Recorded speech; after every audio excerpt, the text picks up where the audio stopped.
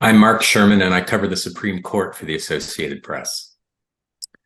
Justice Clarence Thomas filed his annual disclosure report on Thursday, and in it, he acknowledged that he took 3 trips last year on a private plane owned by Republican businessman and donor Harlan Crow. This is the first time in years that Thomas has acknowledged receiving any hospitality from Crow. And it's significant for 2 other reasons. One of which is that it follows a series of reports in the spring by the investigative news site ProPublica that detailed years of travel and gifts that Crow has provided to Thomas and his wife, Ginny.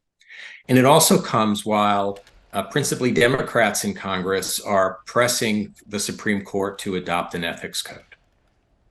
Thomas's report has some explanation for some of the travel, and it also corrects some omissions, which he says were inadvertent from prior years. So, for example, Thomas notes that until recently, the guidelines provided by the federal judiciary to judges did not require them to report certain types of travel. He says that has now changed, and so going forward, he will report the kinds of trips that he reported this year. Now, he did not report any of the trips he took in earlier years, but he did make other corrections to his report, including he acknowledged the real estate transaction in which Crow purchased the home in Savannah in which Thomas's mother still lives. Thomas and other relatives owned that house and a couple of adjacent properties.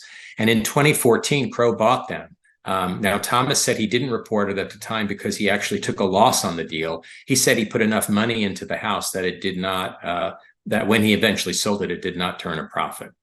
Now, Thomas and Justice Samuel Alito both filed their reports on Thursday, which was nearly 3 months after their other 7 colleagues filed their reports. Thomas and Alito both requested 90-day extensions, which they were given, and so this is the date on which the judiciary posted those reports online and made them available to the public.